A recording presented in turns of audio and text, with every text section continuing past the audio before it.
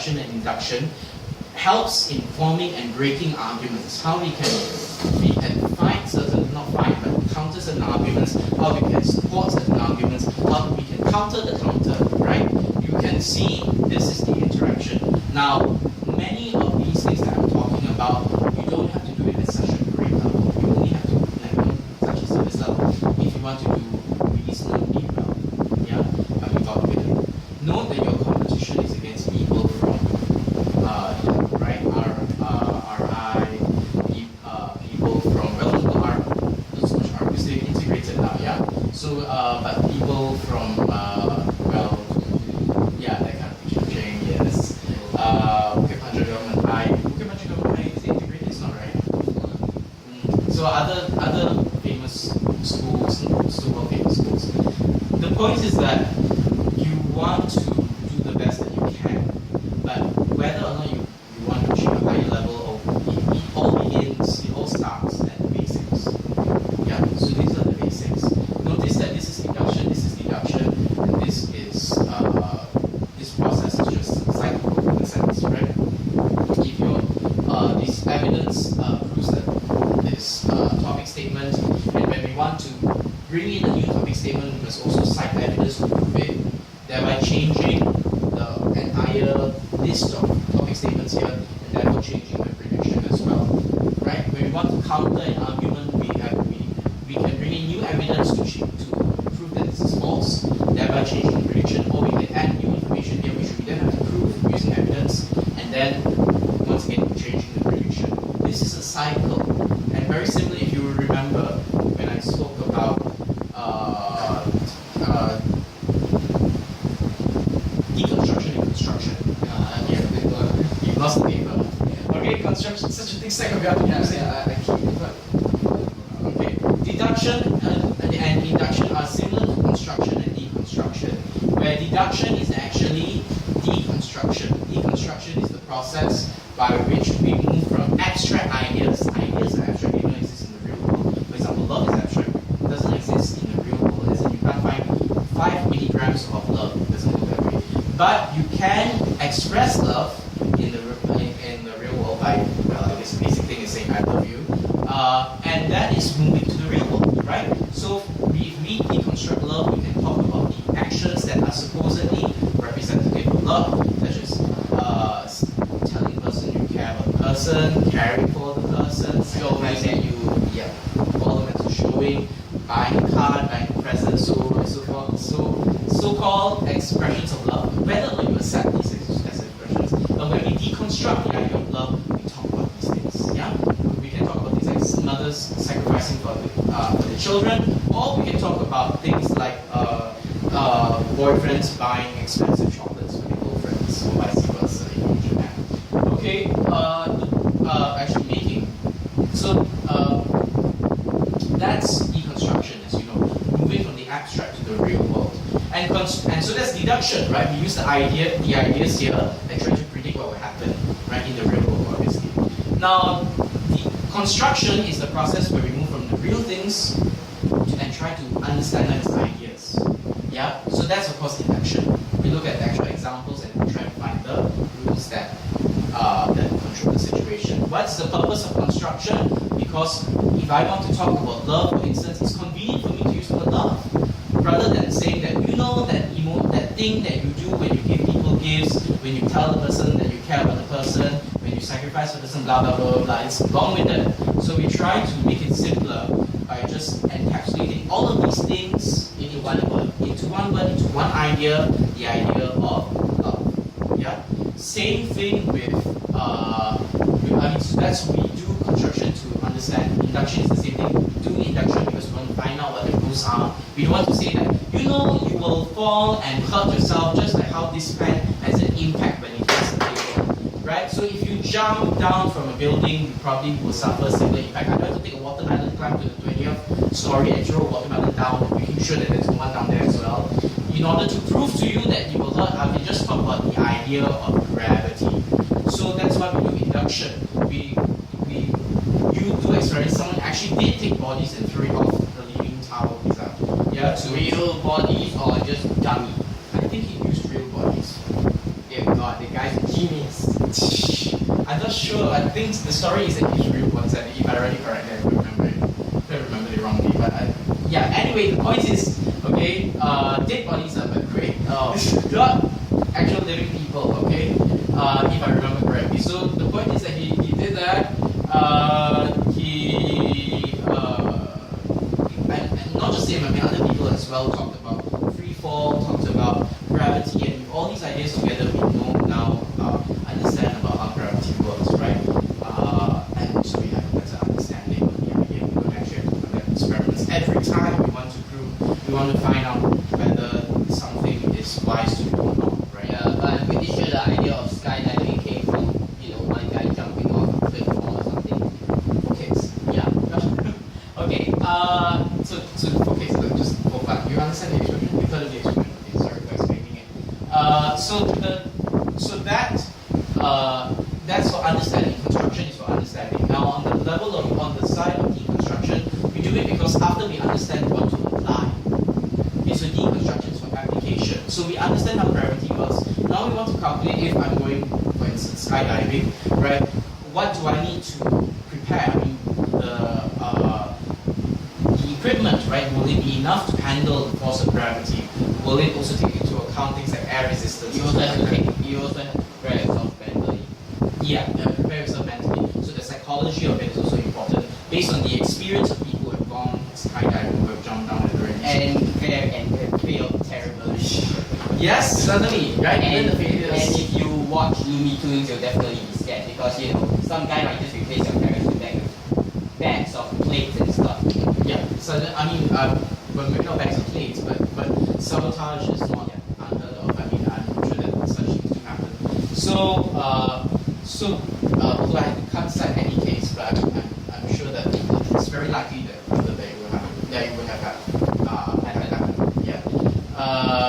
So application in that sense is what deconstruction is about, right? And it's the same thing with deduction. I want to apply the knowledge that I have in order for me to make sense of what will happen in the real world. So what happens if on Valentine's Day, when you understand about love, you see. So as a kid, you look around, see in your family, how does dad show his love for mom, or does mom show a love for dad, and that kind of thing actually teaches how you interact, and influence how you interact with the person you are romantically interested in, right? So your expectations of your life partner will very much be what you observe, or be influenced by what you observe in your families.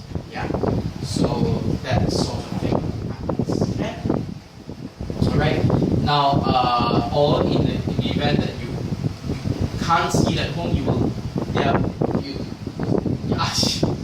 YouTube, or you will look at outside, right? Or you look at neighbors, maybe. Or Google it. Or Google it. Don't worry what you find on Google. Okay, but the point is that we do this inductively, understand what to do, and then when come Valentine's Day, or when we're in a relationship, or trying to get into a relationship, then you will start applying all these things that you have, right? Yeah, you will start applying, right? Whether you start reading love poetry, or whether you start grooming yourself better, it's all based on what you've actually learned and how you can apply it. Alright? Okay, so this is fairly clear, yeah? I don't think there's any room for doubt based on whatever we've talked about. So, what I want you to do today is write an essay for me. Okay, since you know what the principles are, I want to see whether you can apply them, right? Let's see, as in how many words? You're in Sec 2 next year, yeah? Yeah. So I will give you 350, is that okay? Yeah, but I'm still trying to work through giving me essay. Okay. Well, you psych yourself. For you, however, I think 500 or 450. 500 is too much, huh? Are you sure? Because I thought the limit is around 350 to 500, yeah. I kind of guess it was 500 plus. You will find that 350 is actually not enough. Okay, I'll give you 350 as well, correct? In that case, well, I'll downgrade you to 300. Is that okay? Alright, now come on guys, it's not going to be enough. Really, one paragraph is almost like 60, 70 words. Oh god. Let's go somebody. So we're really looking at something like 5 paragraphs here. So probably less. Okay, yes, so now but here's the thing, I don't want you to think too long. This is the thing that happens. Either you start writing immediately and then I go like, what? And then the second thing is you start you start planning and then you plan for like an hour and then you go and start. And then I'm like, it's also a waste of time. Either way. So what I want you to do is this.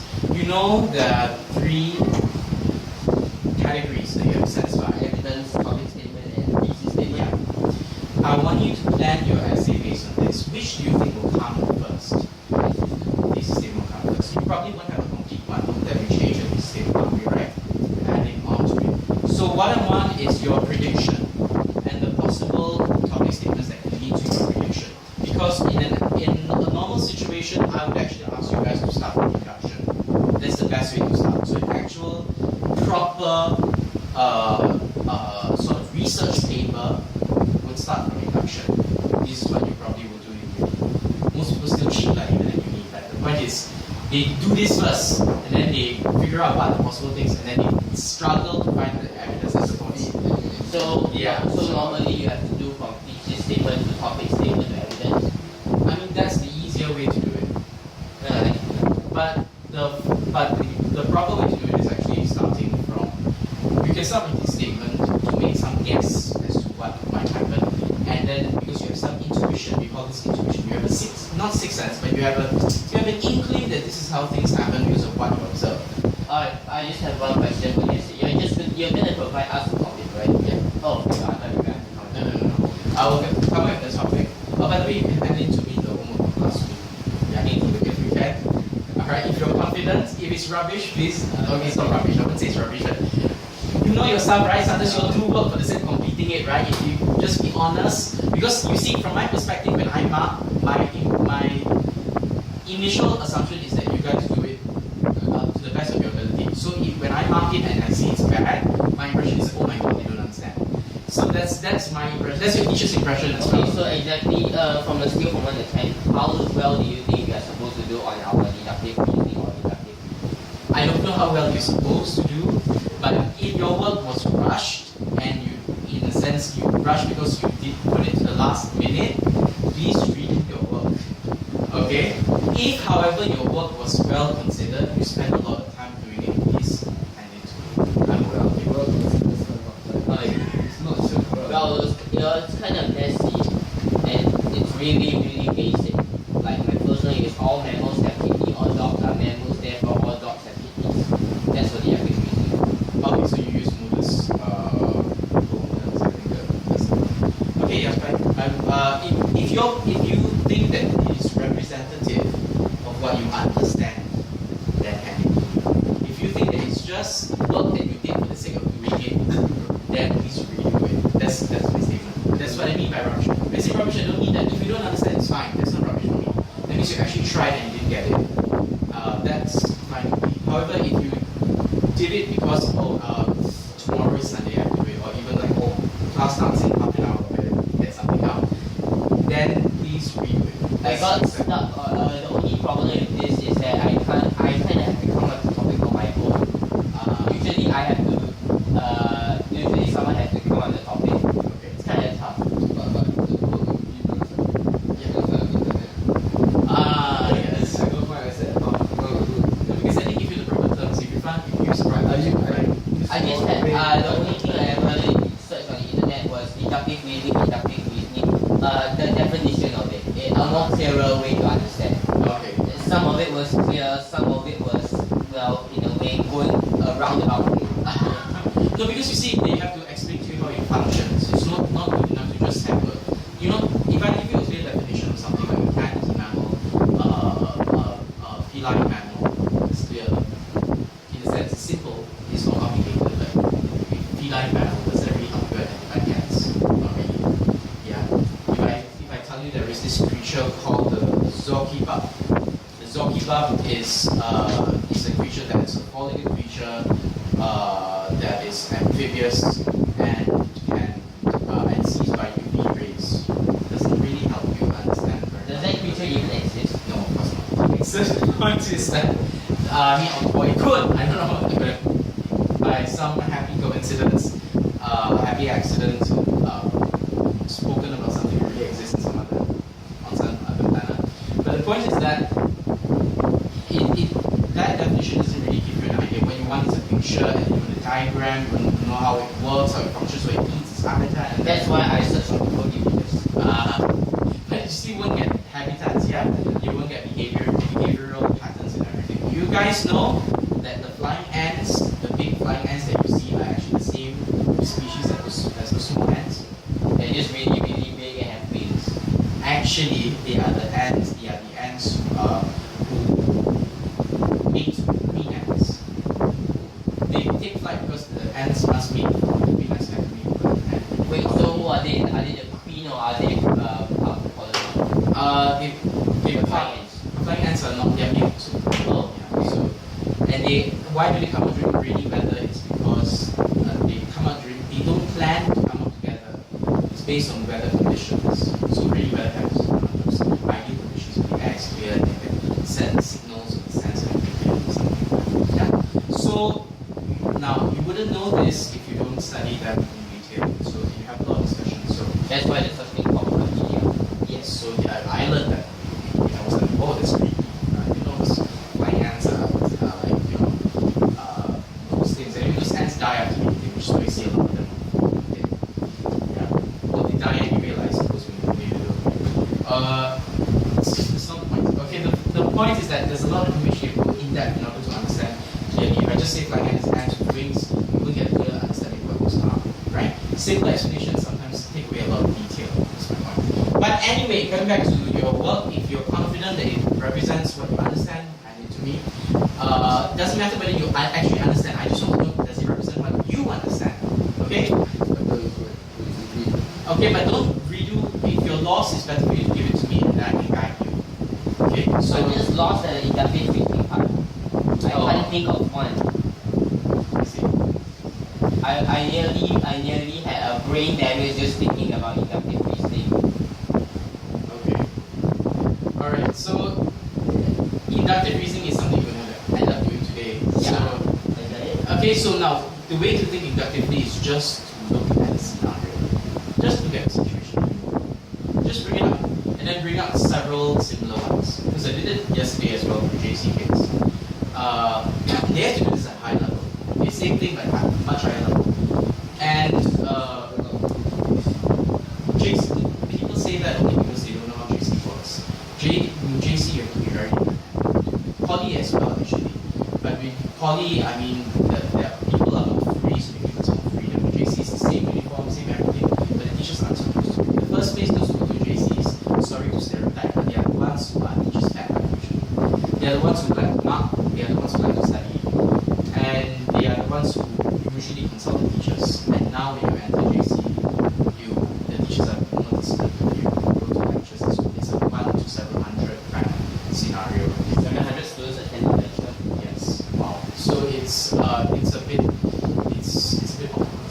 You feel disconnected with each and every class. That's how I felt when I was in JC, and a lot of my peers as well. So they end up giving up. Okay. So it's also where you meet all kinds of people who are difficult to gel with. And it's about 18 months really. Take away the holidays of hell. Yes, JC is hell. But so it's the worst time you will ever have in the educational system as far as I'm aware. Because I haven't been to IT, I haven't been to policy, situations like that. But the people who seem happy anyway in poly, you know about IT people, are they happy or they seem okay? Right? They really seem okay. The JC students are miserable. Okay, so oh come on, studies midnight. You might study close to exam till midnight, but beyond that you're slacking, right?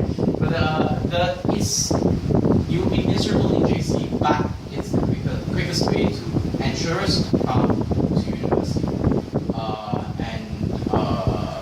And university is the most fun you have, even if you count in nursery and kindergarten. you're gonna have to work. You're gonna have to study for a really long time, like 6 years, just and you're gonna have one hell of a time. And I don't mean that in a good way. I mean that in a very, very bad way. Actually, primary school and secondary school are okay. Secondary school. Yeah, I know, but like this one said, it's much more. Secondary school is much more straightforward. Yeah, and primary school, well, wasn't exactly fun.